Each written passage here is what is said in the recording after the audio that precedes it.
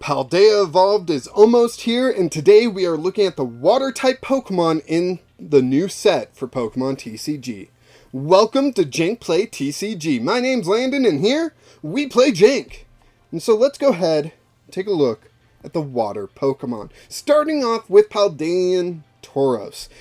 Very similar to the previous Paldean Tauros.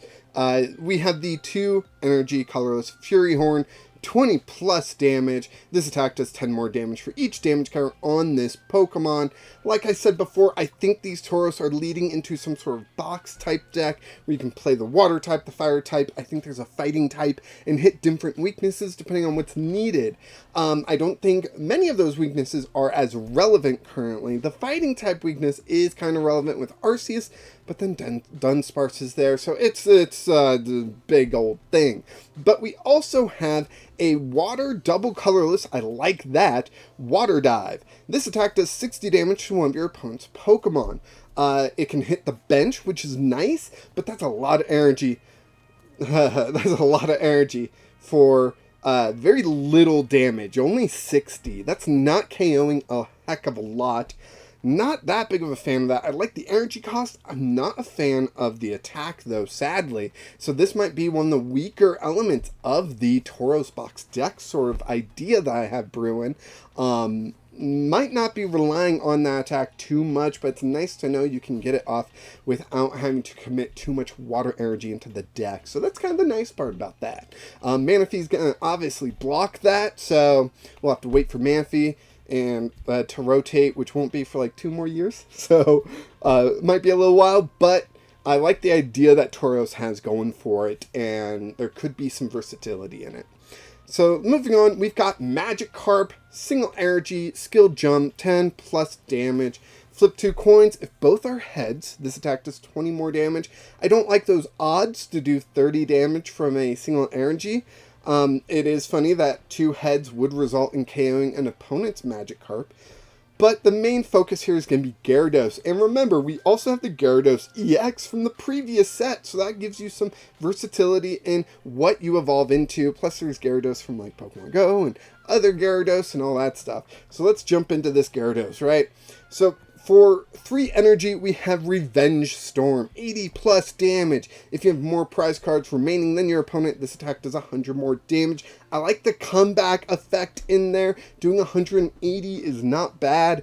Maybe KOing, well, you would definitely KO imposing Gyarados at the very least. But if you use double turbo energy for this attack cost, you will only be doing 160. Not nearly as good, but still a good enough number for 2-hit KOs, right? It will just be difficult because if you are behind on prizes with the first Gyarados, you attack, they hit you, KO your Gyarados, you are now behind by 2 prizes, you bring up another Gyarados, you KO them, you're tied on prizes, but then it's their turn again. And that is kind of the issue that we have going on here. However, for 4 energy, Berserker Tackle, 50 damage, this Pokemon does 50 damage to itself. Or 200 damage. Sorry, 200 damage. This Pokemon does 50 damage to itself. 200 damage is phenomenal, and I like that with Gyarados. Very heavy on the energy requirement. Not sure how we're going to get that energy on there. Maybe there will be something later on that will help, but yeah, Gyarados kind of waiting to have enough energy acceleration to matter, but when it does, it might be really good. Plus, again, we have the Gyarados EX you can mix it with, and maybe that'll work out better. Then we have Meryl, 2 energy, 20 damage, heal 20 damage from this Pokemon. There we go. Yeah, it's fine. Damage isn't great, healing isn't great, but if you're in a bind, it's fine. Asmeral, 2 energy, Bubble Drain, 50 damage, heal 30 damage from this Pokemon. Again, not that big of a deal. 3 energy though, Slam, 100 times damage, flip 2 coins, this attack does 100 damage for each heads. If we had Glenwood Tangle, I'd be interested. Being able to hit, 200 damage occasionally would be pretty awesome with this Asmeral, but most of the time you're going to be doing 100, and sometimes, probably when it matters the most, you'll be doing 0. So, Asmeral has potential if we get something that can regulate coin flips. Until we have that, though, sadly, it's just not going to do much. Delibird here, single energy, double draw, draw 2 cards. Not bad, not bad. And then we've got Ice Wing, 2 energy, 30 damage. Really, you're going to be playing it for the double draw to draw 2 cards. I don't really see any other reason to play this. Sadly, it doesn't have free retreat like Cyclizar, but it is 90 HP, so you can search out with Level Ball. But is that really what you want to be putting into your deck, right? So, yeah, Delibird's okay, but probably not going to be used. Love Disc. For a single colorless energy, matching. Search your deck for up to 2 support cards, reveal them, put them in your hand, then shuffle your deck. I like that. I actually really like that. Pretty good for a, you know, opening attack, get some support cards, be ready for the next turn, and do stuff, right? And then we've got single water energy, Water Pulse, 20 damage. Your opponent's active Pokemon is now asleep. It's a decent stalling tactic. Once you have your supporters, you might need to stall a little bit, so putting them to sleep might really help. SQ, ESQ, I don't know. Single water energy, 20 damage, 3 water energy though, Ice Block, 100 damage, discard all energy from this Pokemon during your opponent's next turn. This Pokemon takes 100 less damage from attacks. Ugh, I don't think there's enough water acceleration right now. I'm trying to think. Well, later on we do have a Rain Dance Pokemon, but I don't even think that's worth it. It's a stage 2. This is a basic, using a stage 2 to power up your basic, so your basic can take 100 less damage. I don't know. There's reasons to do that, but I don't think SQ is it. Doing 100 damage probably just isn't good enough. I feel a lot more comfortable with 120, so a Choice Belt would put that up to 150, and then you're 2-hit KOing, you know? But with 100, you're doing 130 with a Choice Belt, and you're missing the 2-hit KO on something like Lugia, you know? And that's the big V-Star I always compare to, because I think it's an important number. Next up, we are getting into the Paldean Pokemon. So we've got Quaxly. 2 energy, 20 damage during your opponent's next turn. If the defending Pokemon tries to attack, your opponent flips a coin. If tails, this attack doesn't happen. That's pretty useful to defend yourself. It does look like it puts the effect on the defending Pokemon, which I don't like because they can just switch out of it or something. So they don't have to deal with a coin flip, but still, even then, it's a coin flip. So they might just attack anyways, get heads, and they're good to go. We've got another Quaxly here. 1 energy, 30 damage, but does 10 damage to itself. That's okay. I'm kind of leaning towards the other one just for that possible invincibility, because neither of these are going to be primary attackers, so anything you can do to stall is going to be really helpful. So now we have Quaxwell, 1 energy, 30 damage, 2 energy, 50 damage. Not much else to say. 90 HP, so Level Ball. Quaquaval EX, 1 energy, 60 damage. Switch this Pokemon with one of your benched Pokemon.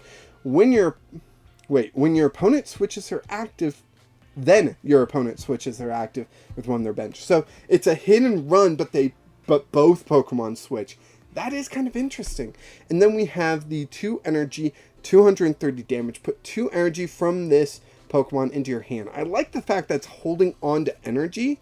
And 230 is a good amount of damage. Yeah, no, I like it. I do like it. I don't know what else to say about it. Next up, we have Chitoodle, which for 2 energy, 30 damage, this attack does 10 damage to each of your opponent's bench Pokemon. I like the spread damage there. 2 energy, kind of difficult to work with, but we can work around that in some way, I'm sure. So 30 damage plus 10 to everyone, not bad. This other Chitoodle with Rest, this Pokemon is now asleep, heals 60 damage from it. That's just over half their HP. I kind of dislike the fact that this has 100 because that means Level Ball is not going to work. Then 2 energy, Double Edge, 50 damage. This Pokemon also does 10 damage to itself. Meh. Alright, let's see. Creetitan, 2 energy, 50 damage, 3 energy, Special Horn, 80 plus damage. This Pokemon has any special energy attached. This attack does 140 more damage, resulting in 220 damage, which is pretty phenomenal. And neither of these Chatoodles really help in this Kree Titan. So I really like the Kree Titan though. 108 HP is really good. And then you just need a special energy on there. There's got to be a way to get a special energy on there, right? Luminous energy or something along those lines. There's got to be something for Kree Titan. So I do like that. 220 damage from a single prize stage 1 is really good. Voluza? I don't know. 1 water energy, 20 damage. 4 energy, 120 damage. If you don't have cards in your hand, this attack can be used for 1 energy. There we go. That is awesome. You use the Radiant Venusaur to refill your hand at the end of your turn, but not having any cards in hand is pretty awesome in order to use this for 1 energy. I do think 120 is still low, but there's something there in my opinion. So that looks like a lot of fun. Alright, so now we got Frigibax. 2 energy, 30 damage. Pretty good, honestly. You know, I go back and forth on 2 energy, 30 damage. But compared to the other Frigibax, I like this 60 HP one more until that 10 HP becomes an issue. So the other one, 1 energy, 10 damage, or 3 energy, 50. If you're putting 3 energy on a Frigibax and attacking, something is wrong. Even 2 energy on a Frigibax and attacking, something's wrong. But I just like dealing with that one a little bit easier. Also the 1 energy retreat cost versus the 2. Gotta go for the 1 myself. Arctibax, we've got a 2 energy, 40 damage, and 3 energy, 80 damage. Not much more to say about that. And then here we go, Baxcalibur, one of the big Pokemon from this set, with the ability Absolute Zero. This is that Rain Dance-like ability. As often as you'd like during your turn, you may attach a basic water energy card from your hand to one of your Pokemon. There is the Water Energy Acceleration. It's a stage 2 that you gotta get into for the Water Energy Acceleration. Not sure if that's worth it. The 3 energy, 130 damage was good in pre-release. I don't think it'll be as good in the main meta. But the Absolute Zero can definitely lead to some fun interactions. I know one deck that a lot of people are talking about is combining that with the next card. Chin-Pao EX. The Trembling Frost ability, once during your turn, if this Pokemon is in the active spot, you may search your deck for up to 2 basic water energy cards, reveal them, put them in your hand, then shuffle your deck. Then with Baxcalibur, you can accelerate those energies. And Chin-Pao's got a decent attack here. Hail Blade, 60 times damage. Discard a number of water energy from your Pokemon. This attack does 60 damage for each card you discarded this way. Whew! That is a really good attack. We've seen this attack multiple times. I think Raichu V has this attack, but for Lightning, this is a water version. With the Baxcalibur, I think we have a really fun combination, and I would love to see how this does. I mean, getting into the stage 2 is going to be the hardest thing for the deck. Chin-Pao getting energy ability is really helpful, and then the damage as well is really good. And that is all the water Pokemon from Paldea Evolved. I hope you enjoyed this video. If you did, be sure to like this video and subscribe to the channel so you don't miss out on the next video, which is coming out tomorrow, all about the lightning type Pokemon, electric type Pokemon, however you want to see it. I believe in TCG it's lightning, in the video games it's electric. So, you know, yeah, TCG is a little weird sometimes. That's one of the weird parts. Yeah, but tomorrow we'll be looking at the electrics. Be sure to subscribe so you see that video when it comes out, and you can get excited for the Paldea Evolved set. If there's any card that you see in any of these videos that you are excited about, comment down below, because I'd love to know what you guys are excited about, what you would love to see in action. And yeah, I think it'll just be a lot of fun. And join the Discord if you want more one-on-one interactions, because I get notifications on my phone for Discords, and I'm usually replying pretty fast, depending on the work day. And let's see, what else is there? Oh, right, just one more thing. Until next time, keep playing Jank.